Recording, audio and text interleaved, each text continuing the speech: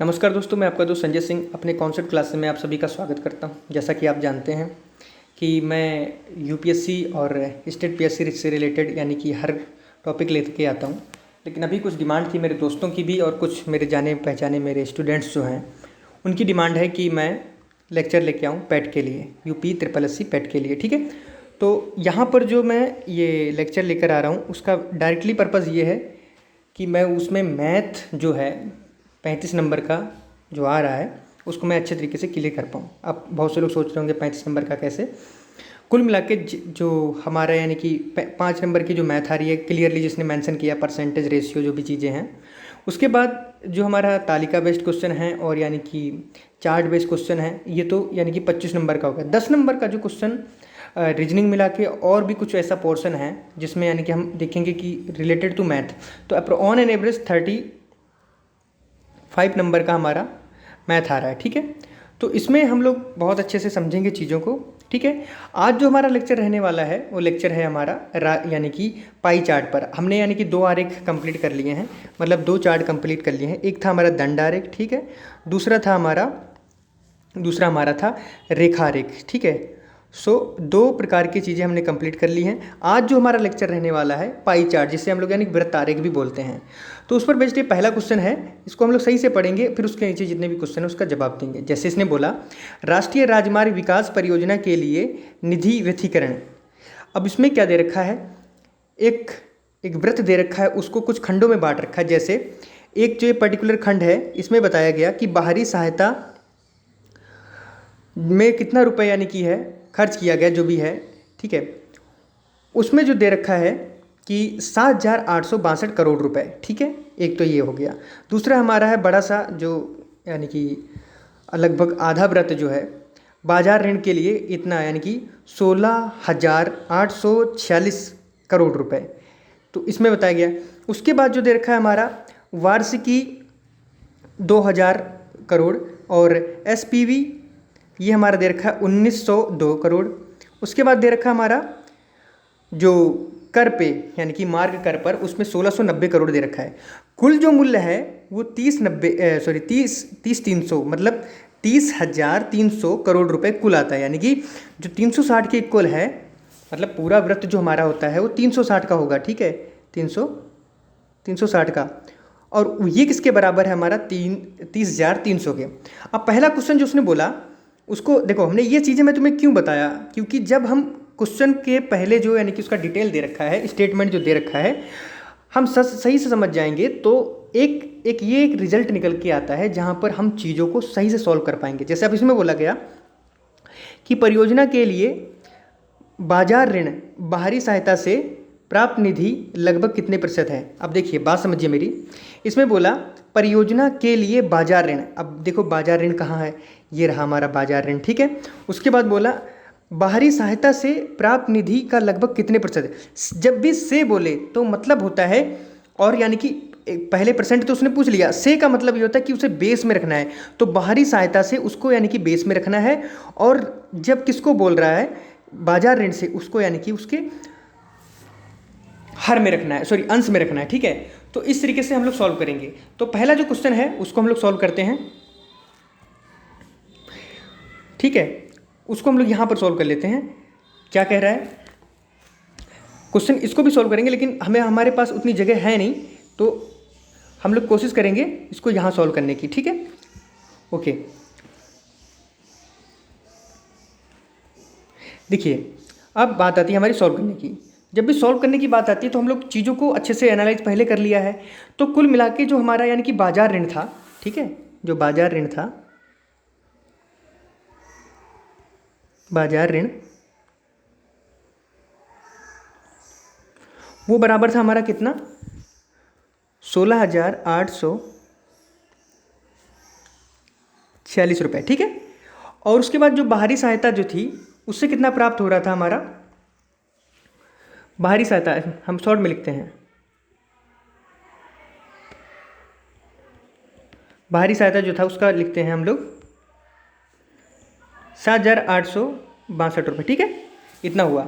अब क्या करना, अभिष्ट प्रतिशत निकालना है इसका। तो प्रतिशत किससे किसका बोला था, उसने बोला था हमारा बाहरी सहायता से बोला था।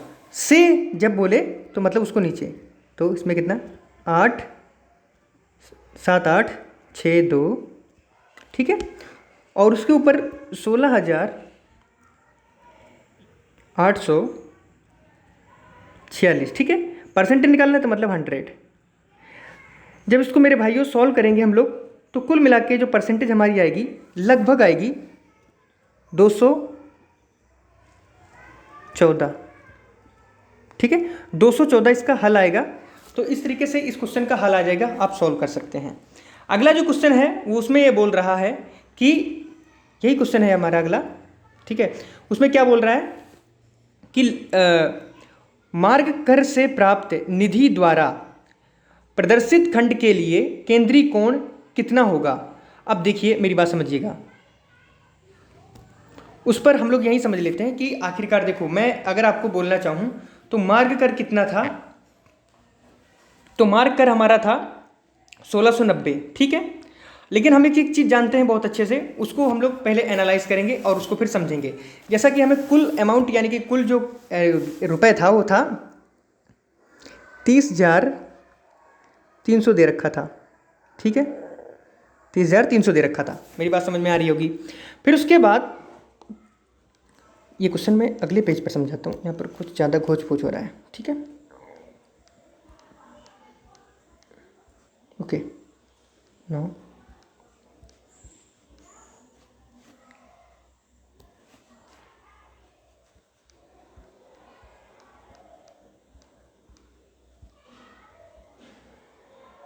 इस क्वेश्चन को हम लोग यहाँ समझ लेते हैं, ठीक है।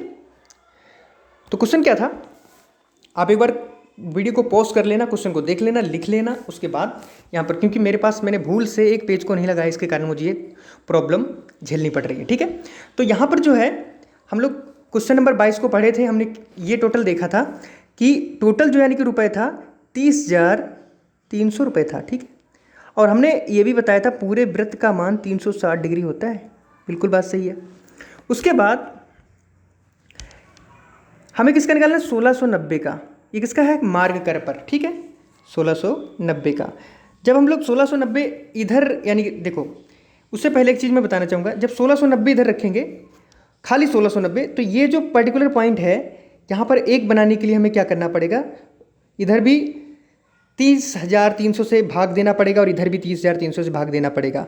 जब हम 30,300 से भाग देंगे तो कुल मिला के हमारे पास आ जाएगा 360 बटे 30,300, ठीक है, इतना आ गया।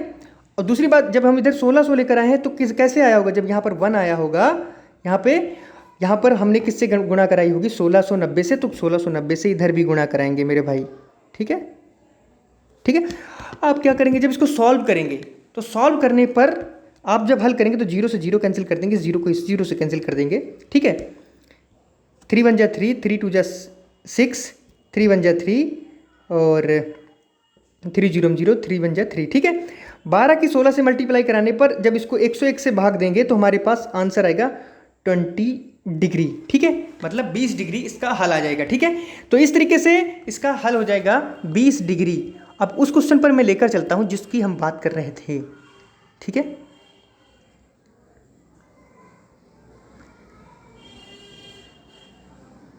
ये क्वेश्चन था, तो इसमें 22 बी आंसर हो जाएगा, ठीक है। इसका आंसर बी हो जाएगा, ठीक है, इसका आंसर बी हो गया, मतलब 20 डिग्री निकला, 22 नहीं 20 डिग्री, ठीक है। अगला हमारा जो क्वेश्चन है वो ये कह रहा है, देखो कभी भी किसी भी क्वेश्चन को सॉल्व करो तो सबसे पहले उसे डिटेल में पढ़ लो, फिर उसका हल करने की कोशिश करो, ठीक है। कह रहा है यहाँ पर, नीचे दिया गया वृत्त आरेख एक परिवार, ठीक है, 1 मिनट बैक का ये,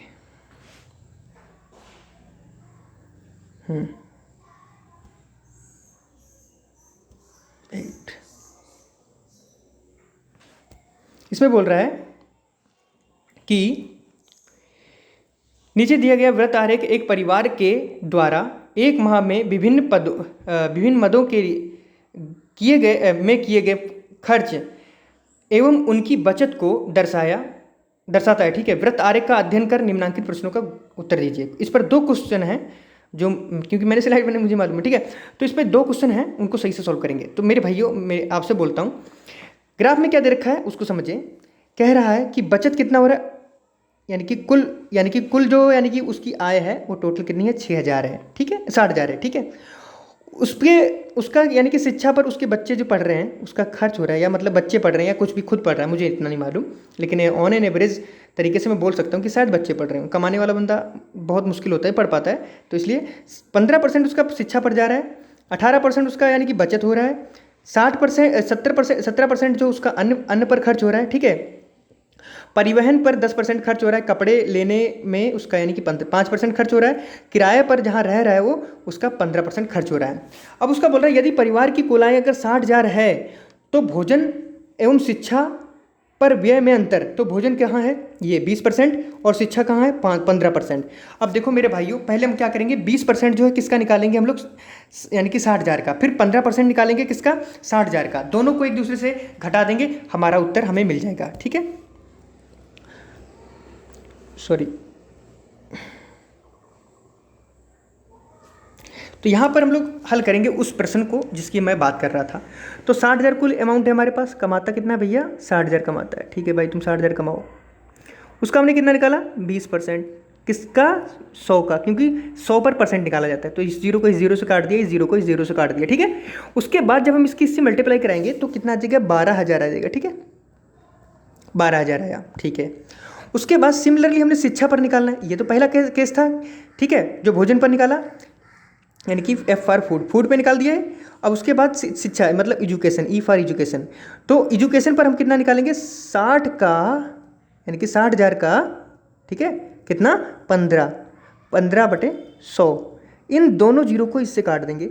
जब इसकी मल्टीप्लाई करेंगे 15 छक्का 90, तो मतलब 90 और दो जीरो पहले से, तो मतलब 9,000 ही आया। अब क्या करना है, 12 में से, यानी कि 12,000 में से हमें 9,000 घटाना है मेरे भाई। जब इसको घटा देंगे तो हमारे पास कुल आंसर आएगा 3,000, ठीक है। तो 3,000 हमारा आंसर आया, तो हम लोग चेक कर लेते हैं क्या 3,000 उसका आंसर था। तो इसमें देखो 3,000 सी, सॉरी एक मिनट बैक,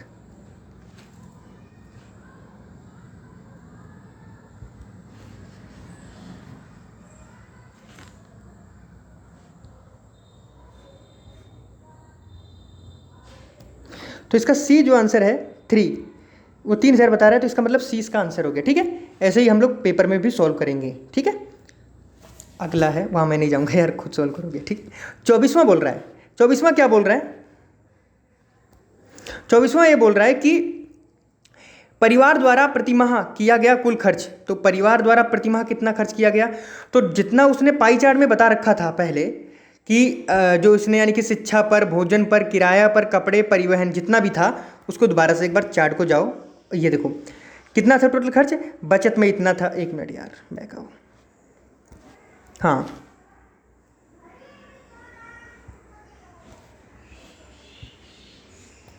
यहाँ पर ही दे रखा है कि उसने शिक्षा पर 15% खर्च किया। इन सभी को जितनी परसेंटेज इनको सबको जोड़ो, पहले बात कितना परसेंट है उसका, 60,000 का निकाल दो, उसके ऊपर आंसर हमारा आ जाएगा, ठीक है मेरे दोस्तों। तो इतनी बात तुम्हें समझ में आई, मैं दोबारा से इस क्वेश्चन को सॉल्व करने की कोशिश करता हूँ, ठीक है। आइए, तो जहाँ तक हमें मालूम है,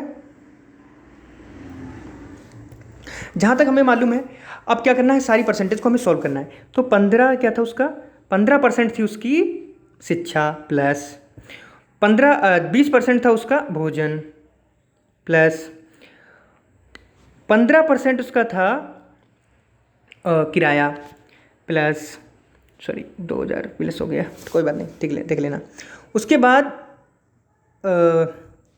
5% था उसका कपड़े पे, 10% परिवहन, 17% अन्य खर्च। इन सभी को जब जोड़ेंगे तो हमारे पास एक आंसर निकल कर आएगा 85। तो 85 ना लिखकर उसे परसेंट लिखो, ठीक है,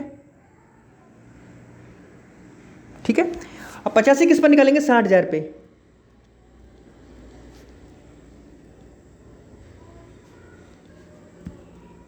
ठीक है। इसको इससे सॉल्व करेंगे क्योंकि 85% को 100 पर उसका निकलेगा परसेंटेज हमें निकालना है। जब इसको हल करेंगे तो हल करने पर हमारा जो आंसर आएगा वो आएगा 49,200। ये उसका यानी कि आएगा, इतना उसका कुल खर्च है 60,000 में से। बाकी जो बच रहा है उसका क्या है, बचत है। ठीक है, हमने 18% क्यों नहीं लिया, क्योंकि 18% तो उसकी बचत है ना, हमने खर्च निकालना था। ठीक है ओके, अगला करते हैं। तो अगले में क्या बोल रहा है, एक पाई चार्ट दे रखा है और उसमें बोला गया है कि नीचे दिया गया वृत्त आरेख एक शहर में विभिन्न व्यवसायों में लगे मजदूरों को दर्शाता है। वृत्त आरेख का अध्ययन कर निम्न प्रश्नों का उत्तर दीजिए। ठीक है, तो उसमें बोला प्रोफेशनल में 35, वाणिज्य में 115, परिवहन में 40 डिग्री और निजी सेवा में 25 डिग्री, 85 किसमें है, विनिर्माण में, अन्य व्यवसाय में कितना है हमारा 60। अब वो बोल रहा है कि निजी सेवा में लगे व्यक्तियों की संख्या अगर कितनी है 2160 है, तो परिवहन में लगे व्यक्तियों की संख्या बताइए। देखिए निजी सेवा में कितने हैं, निजी पहले हमें देखो निजी सेवा 25% बना रही है। तो मेरे दोस्तों मैं तुम्हें बहुत अच्छा तरीका बताता हूँ कैसे ऐसे क्वेश्चन को सॉल्व करते हैं, बहुत अच्छे से मैं सिखाता हूँ। यहाँ पर देखो इसको कैसे सॉल्व करना है। हमें मालूम है कि 25% जो दे रखा है किसका है मेरे भाइयों, 25% दे रखा है, वो बराबर दे रखा है कितना, निजी सेवा हमें दे रखी है तो वो कितना दे रखा है 2160 दे रखा है। ठीक है, और निकालना हमें किसका है। तो ऐसे ऐसे जब क्वेश्चन हो ना तो कुछ नहीं करना है, 25 से इधर भी डिवाइड, 25 से इधर भी डिवाइड। जब 25 से डिवाइड करोगे तो यहाँ पर बचेगा 1%, राइट। जब 1% इधर बचेगा तो कितना है 2160 बटे 25। ठीक है, अब यहाँ पर 1% है और निकालना हमें क्या है, हमें निकालना है 40% परिवहन। ठीक है, परिवहन कितना है 40%, तो 40 से इधर भी मल्टीप्लाई कराओ और 40 से इधर भी मल्टीप्लाई कराओ। जब दोनों तरफ मल्टीप्लाई कराएंगे तो हमारे पास आएगा 40%, तो इधर रह जाएगा 40 बन जा 40 एंड इधर क्या करेंगे 21 एंड 60 बाई 25 इंटू 40। जब इससे मल्टीप्लाई कराने पर सॉल्व करेंगे तो इसका आंसर निकल कर आएगा मेरे भाइयों, वो आएगा 3456। बैक आते हैं हम लोग स्लाइड पे और इसका आंसर चेक करते हैं क्या यही है इसका आंसर। 34 कितना था, हाँ 3456। ठीक है, तो 3456 इसका आंसर हो जाएगा। एक मिनट बैक आओ, 3456 इसका बी आंसर हो गया। ठीक है, सो जहाँ तक मुझे उम्मीद है आप लोगों को समझ में आया होगा ये क्वेश्चन।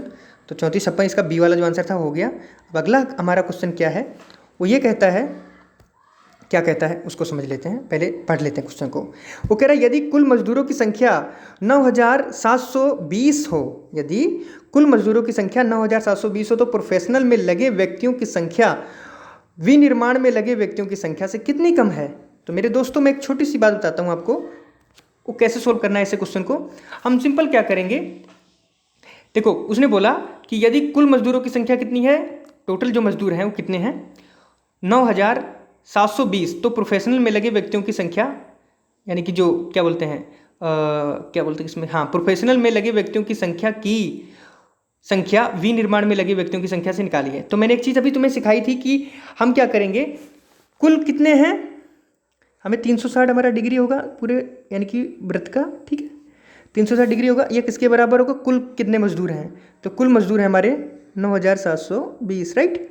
अब इसमें क्या करना है, 9720 दे रखा है, ठीक है। अब क्या करना है 1 डिग्री निकालो इसका। जब 1 डिग्री निकालेंगे तो 1 डिग्री निकालने के लिए हमें क्या करना पड़ेगा, 1 degree equal to 9720 by 360, right. अब क्या करेंगे, यहाँ पर हमें किसका निकालना है, अभी हमें यहाँ पर प्रोफेशनल, और प्रोफेशनल में कितना है 35%। तो यहाँ पर 35 बनाने के लिए क्या करना पड़ेगा मेरे भाइयों, 35 से जब इधर मल्टीप्लाई करेंगे तो 35 बन जा 35, मतलब 35 की 35 कम 35 और इधर भी यानी कि 9 7 20 बटे 360 गुणे 35। इसको सॉल्व करेंगे तो हमारा आंसर आएगा 2160। ठीक है, 2160 आया। सिमिलरली जब इसी तरीके से उसका यानी कि हम लोग 40% निकालेंगे तो 40% वाले का आ जाएगा, वो आएगा हमारा 85% वाले का निकालेंगे तो 85% वाले का आएगा हमारा 2295। अब इनका क्या निकालना था, अंतर निकालना था। तो 2295 माइनस 945, जो 945 अभी आया था उसका, ठीक है। 85% का हमारा आ रहा है, 1 मिनट, हाँ 85% का हमारा कितना आया था, हाँ 2200 कम करके कुछ आया था, ठीक है।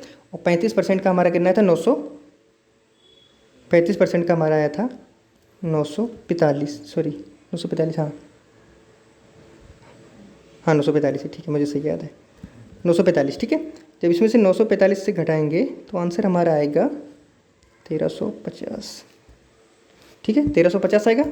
बैक आते हैं, 1 मिनट 1 मिनट, 1350 इसमें देखो कहीं आंसर है, हाँ है, तो आंसर नंबर ए इसका आंसर हो जाएगा। सो माय डियर फ्रेंड्स, मेरा लेक्चर उम्मीद करता हूँ आप लोगों को समझ में आया होगा, और उम्मीद यही रहती है कि मैं अपना बेस्ट दे सकूँ, ठीक है। कोशिश करिए, अपना मेहनत पूरा रखिए, और इस बार पैट को क्रैक करना है विद 99%।